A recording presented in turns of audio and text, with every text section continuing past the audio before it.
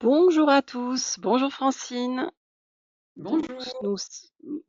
nous sommes aujourd'hui pour notre nouvelle relaxation flash. Nous sommes le 22 mai et nous allons passer une demi-heure avec vous pour échanger sur notre sujet, sur notre thème du jour, avec notre formatrice experte Francine. J'espère que vous êtes tous bien connectés et que vous nous entendez tous bien aujourd'hui.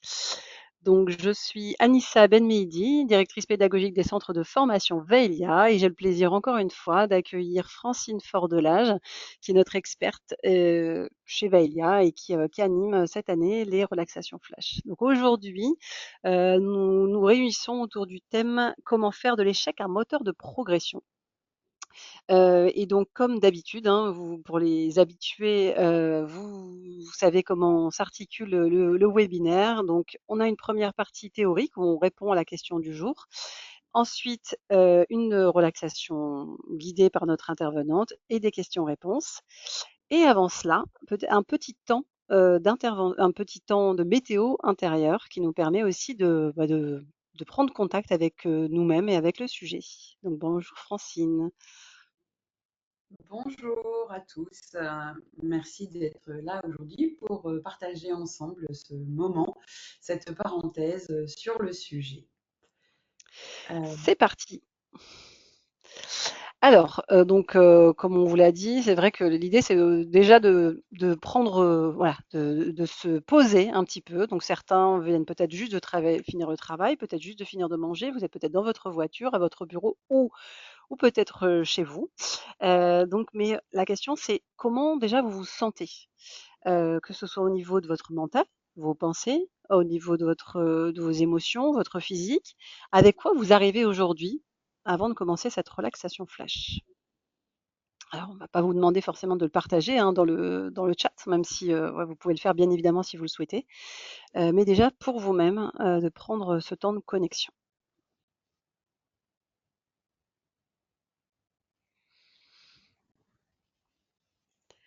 Donc si c'est bon pour vous, nous vous proposons en fait que notre intervenant, donc Francine, nous réponde à cette question et nous éclaire sur le comment faire de l'échec un moteur de progression. Francine, à toi, je t'en prie. Merci beaucoup. Eh bien, tout d'abord, pour répondre à cette question, nous devons d'abord expliquer ce qu'est l'échec et comment il se perçoit pour l'humain. Pour se fixer un petit peu plus, je vous propose de comprendre ça au niveau du cerveau. En fait, l'échec, c'est quoi le problème? En réalité, derrière ça, on va y trouver surtout une perception de ce que l'on peut avoir face à soi. Donc c'est une traduction finalement, l'échec, une traduction de déclencheurs qui nous arrivent et qui vont provoquer dans notre inconscient des déstabilisations. Il y a plusieurs choses qui rentrent en ligne de compte. La partie du cerveau qui va être liée aux biais cognitifs. C'est quoi les biais cognitifs? C'est tout ce qui va, notamment par rapport à l'échec, amener cette notion de dramatisation. Donc plusieurs biais dans ce cognitif. On va avoir le biais négatif qui va focaliser en fait votre vision comme une espèce de zoom, une loupe qui va mettre en exergue en fait la notion d'être en danger.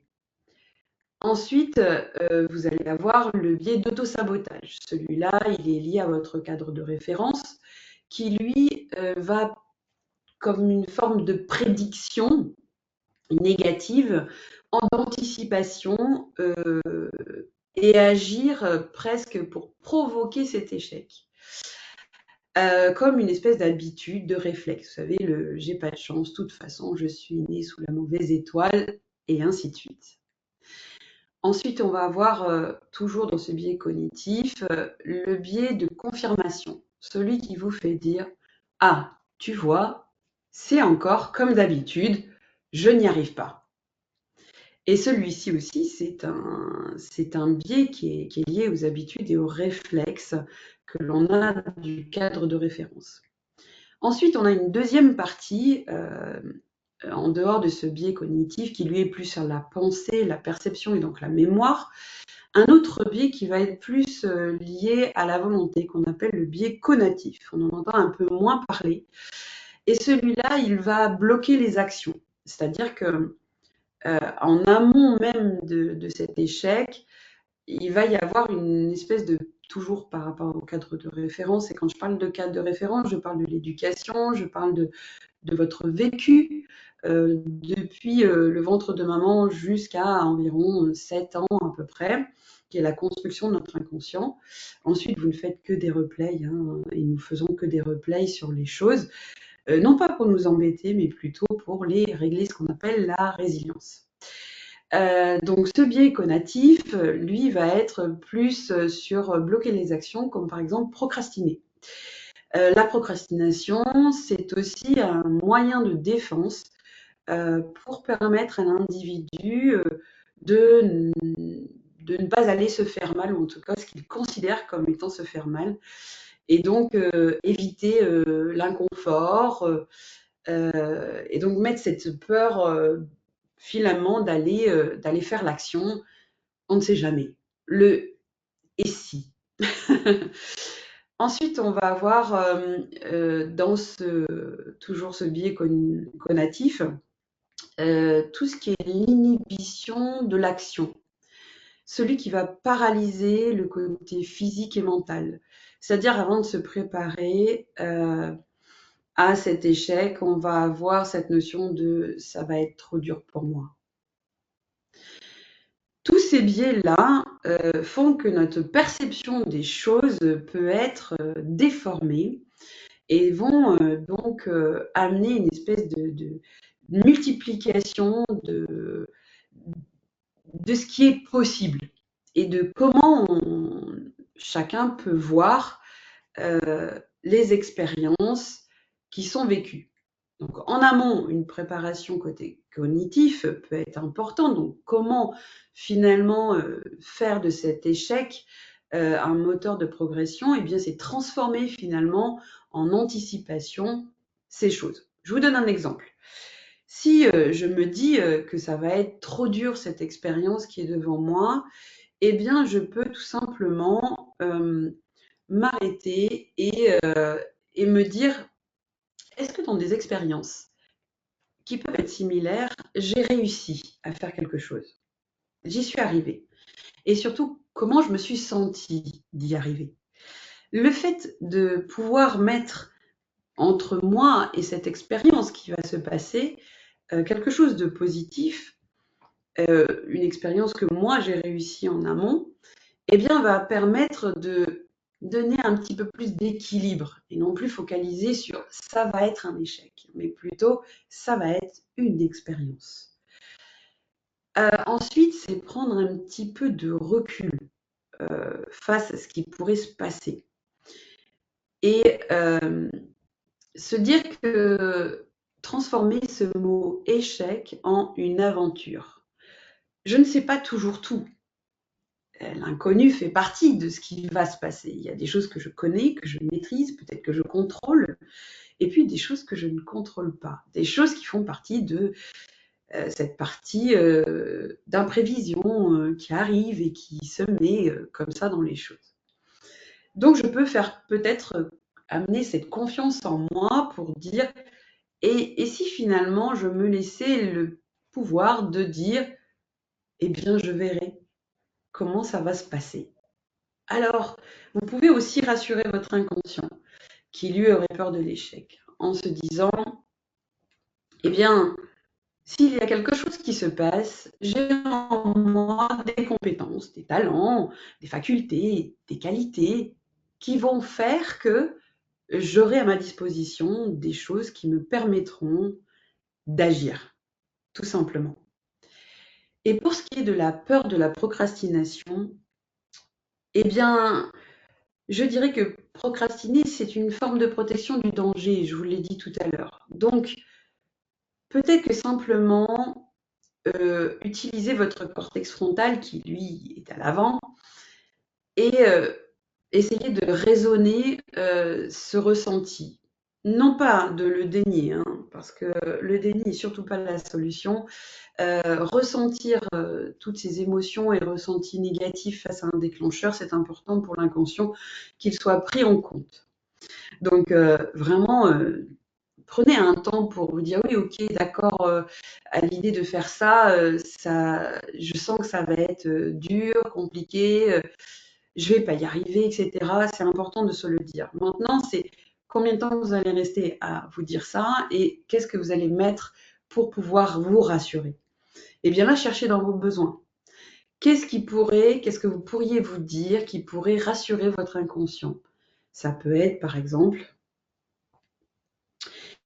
eh bien, je sais que je suis capable de réagir spontanément à des choses. J'ai toutes les facultés dont j'ai besoin, ou j'ai toutes les ressources pour pouvoir voir cela.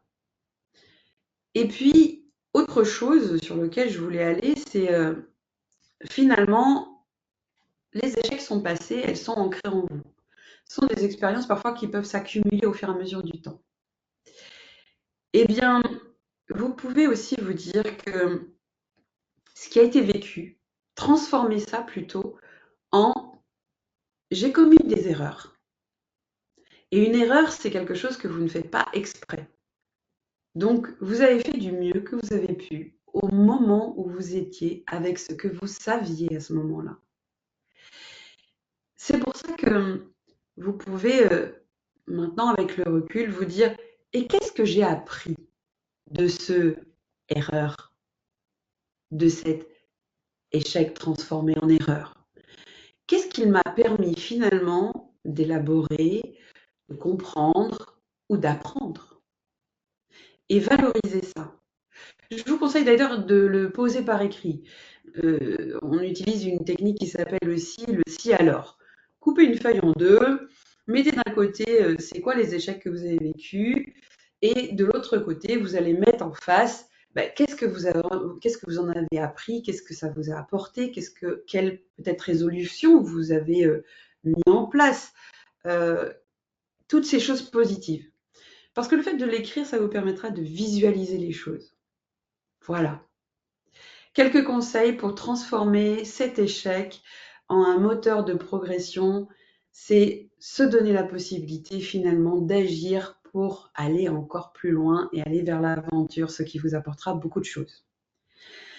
Bien, maintenant, je vous propose de faire une relaxation en rapport avec cet échec qu'on a transformé maintenant en erreur et de vivre dans votre corps une transformation.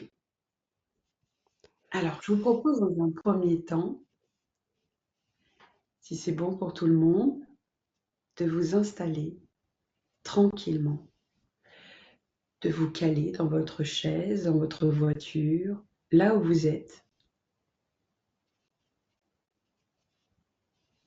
Bien. Et de prendre plusieurs inspirations profondes. On va en faire 3 ou 4. Inspiration profonde par le nez.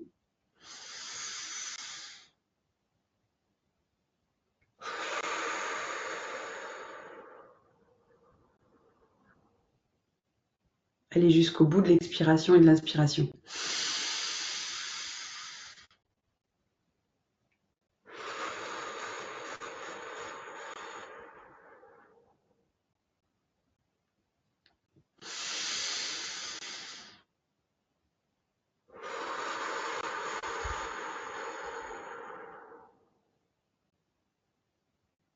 Bien. Maintenant que vous ressentez petit à petit que votre corps se détend, n'hésitez pas à envoyer, si vous avez besoin d'une autre inspiration, expiration profonde, de mettre votre expiration à l'endroit où vous avez des douleurs ou des tensions. N'hésitez pas à le refaire. Bien, maintenant nous allons passer à ce qu'on appelle une reprogrammation des perceptions pour apaiser et transformer cette erreur en quelque chose de progressif. Vous pouvez fermer les yeux. Imaginez-vous. Vous êtes dans une situation qui s'est passée, une situation dans laquelle vous avez considéré comme un échec. Mettez-vous au moment où vous ressentez cet échec. Qu'est-ce que ça vous fait? Quelle émotion ressentez-vous? Est-ce que vous avez peur? Est-ce que vous êtes en colère? Contre l'autre ou contre vous? Êtes-vous stressé? Et maintenant, ressentez ce que ça vous fait dans le corps. Est-ce que vous ressentez une boule dans le ventre? La respiration coupée? Une tension quelque part dans votre corps?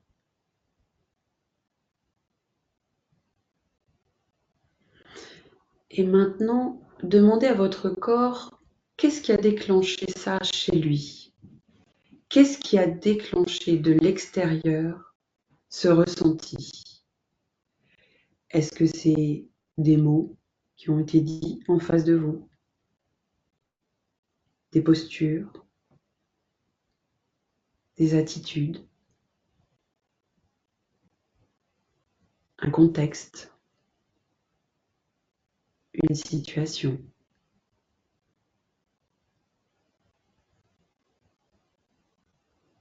Maintenant, inspirez profondément. Expirez profondément. Envoyez cet air à l'endroit où vous ressentez, dans cette boule au ventre par exemple. Faites cette inspiration profonde plusieurs fois.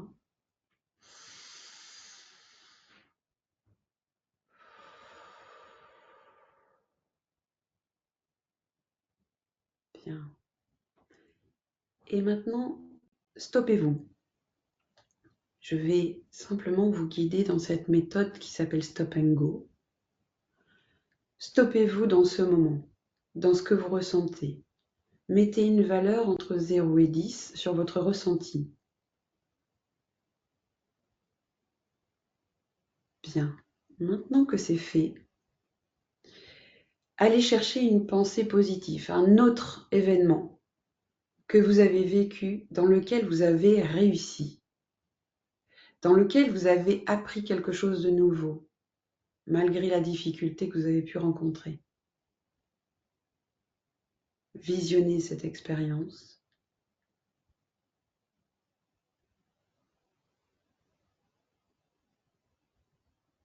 Mettez une émotion, de la joie, de la satisfaction, de la confiance en vous.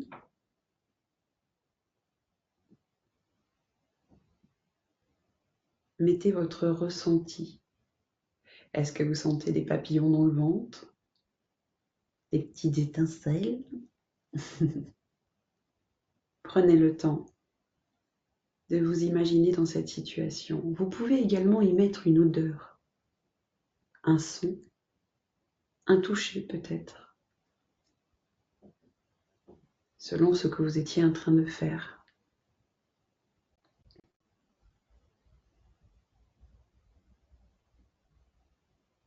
Mettez-vous sur votre ressenti. Mettez une note entre 0 et 10. 0, je ne ressens rien. 10, c'est mon plafond. Vraiment, je suis super bien.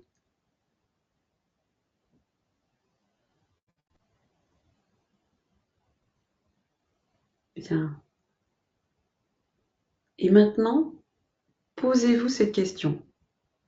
And, si vous faites le choix, qu'est-ce qui est le plus important?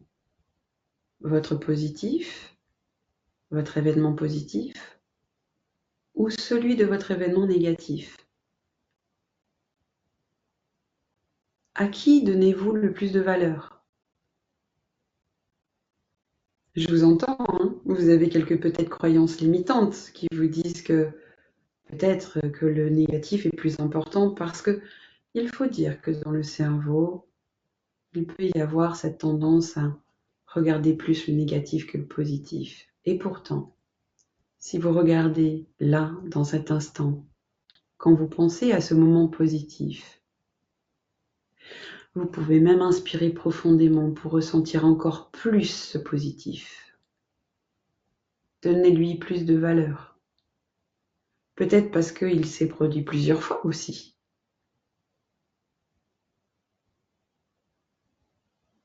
Bien, et maintenant, donnez un avantage sur ce côté positif, ce moment où vous y êtes arrivé.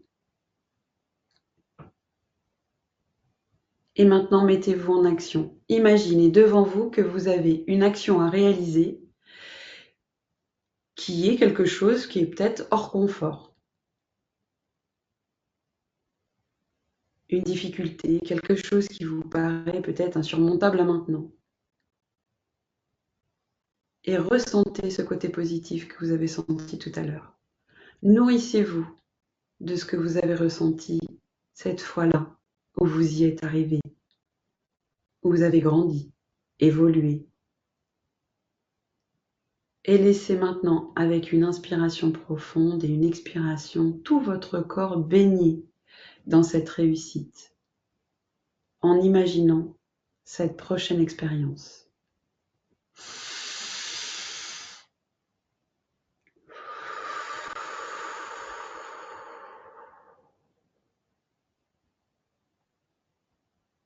Encore une fois. Allez.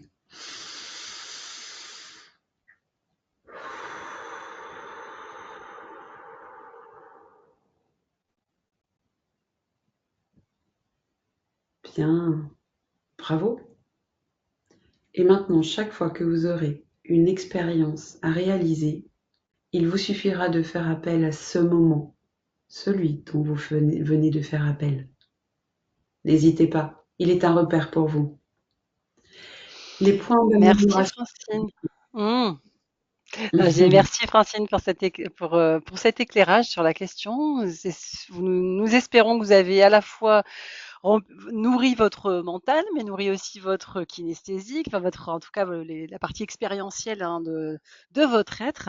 Donc en synthèse, en fait la réponse à la question du jour, pour laquelle nous a éclairé Francine, c'est comment faire de l'échec un moteur de progression, c'est comprendre nos biais pour mieux rebondir. Donc l'échec fait peur, mais ce n'est pas lui le vrai problème, c'est notre perception, nos réactions automatiques face à lui. Elle nous a parlé des biais cognitifs, des biais conatifs. Donc, on vous laissera éventuellement revisionner la séquence hein, si vous le souhaitez et la refaire et encore, parce que ça permettra d'ancrer encore plus les choses. Mais voilà, moi, à mon niveau, je voulais peut-être vous transmettre aussi deux ressources qui pouvaient être intéressantes. La phrase de Nelson Mandela qui nous dit je n'échoue jamais, soit je réussis, soit j'apprends. Je trouve que ça va vraiment dans le sens de ce que tu disais, Francine. C'est vraiment reconsidérer ce mot échec qui à la base est neutre, qui nous dit juste qui qualifie juste le fait qu'on ne réussit pas, mais qui est souvent connoté et qui effectivement nous empêche d'agir par la suite. Et un livre aussi qui peut être une ressource intéressante, qui est un livre de Charles Pépin, qui s'appelle Les Vertus de l'échec, qui est un tout petit livre, mais qui est vraiment très très inspirant et qui donne aussi beaucoup d'énergie et beaucoup de force pour pouvoir agir au-delà de ce qu'on qualifie nous d'échec.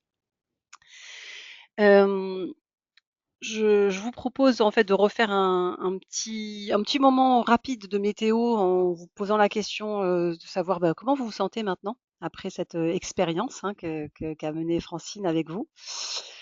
Donc juste rapidement prendre contact, vous pouvez fermer les yeux de nouveau et simplement vous dire voilà maintenant si je devais rebalayer un petit peu mon mental, mes émotions, mes besoins, mon physique, voilà comment je me sens à présent. Et peut-être aussi à présent, nous livrer des questions, si vous en avez, dans le chat. Donc, vous pouvez vous poser toutes les questions que vous le souhaitez. Alors là, voilà, on va bientôt clôturer cette séquence, mais en tout cas, voilà, si vous le souhaitez, n'hésitez pas. C'est bon pour tout le monde? Ok. Francine, tu voulais peut-être rajouter quelque chose avant qu'on clôture ce Oui, temps? le livre dont tu parlais, il a aussi, Pépin fait des vidéos, vous pouvez les trouver Mm. sur YouTube si vous avez envie d'en écouter. Vraiment, c'est riche de plein d'informations et de compréhension aussi sur comment fonctionne cette notion, encore une fois, non pas d'échec, mais plutôt d'erreur, parce que vous ne faites pas exprès, je le rappelle. Donc, il s'agit d'erreurs, simplement d'erreurs. Et ces erreurs, elles sont constructives pour l'apprentissage. C'est grâce, rappelez-vous la première fois d'ailleurs que vous avez marché, vous êtes tombé, vous avez commis une erreur, vous ne l'avez pas exprès de tomber. Et Mmh. pourtant, aujourd'hui, vous marchez sans vous poser la simple question de comment je marche.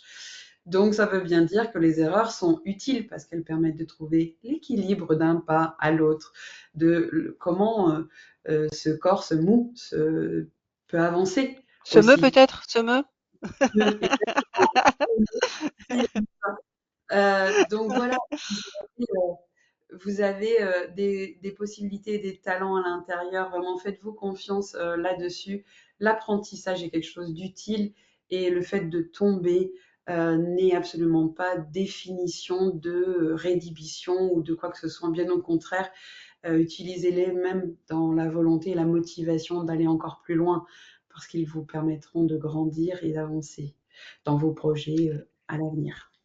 Alors en parlant d'aller plus loin, si vous souhaitez aller plus loin avec, Vaelia, avec les formations soft skills et notamment celles qui sont animées par, Francine, je vous mets à l'écran quelques formations, mais bien évidemment on en a beaucoup plus. Donc, les outils pour apprendre le lâcher prise de jour, la gestion du stress, la gestion du temps et des priorités.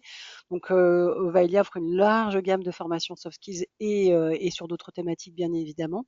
Donc je vous laisse consulter notre catalogue en ligne, catalogue 2025. Vous pouvez d'ores et déjà, si vous souhaitez même scanner ce QR code ou vous rendre directement sur vaelia.fr. En tout cas, nos équipes sont à votre disposition si vous souhaitez en savoir plus. Vous allez recevoir à l'issue de ce webinaire un court questionnaire, donc nous vous remercions d'avance de le remplir et de nous faire vos retours sur ce webinaire et sur les autres, et éventuellement nous proposer d'autres thématiques qui pourraient vous intéresser. Sur ce, nous vous souhaitons une très, très bonne journée. Nous souhaitons que vous avez passé un agréable moment en notre compagnie. Je te remercie Francine, encore une fois, de cet éclairage et de ce temps que tu nous as fait passer, et je te donne rendez-vous pour la prochaine relaxation flash dans un mois. Merci Anissa, merci à tous pour ce moment. Profitez vraiment de toutes ces connaissances et de toute cette expérience que vous venez de vivre. Et n'hésitez pas à nous poser des questions encore ou de nous proposer des thèmes. Vraiment, c'est avec grand plaisir que je pourrai y répondre si c'est en mon pouvoir. À bientôt, on se retrouve au mois de juin pour la prochaine. Merci, à bientôt, au revoir. Au revoir, merci et à bientôt. Belle journée à vous.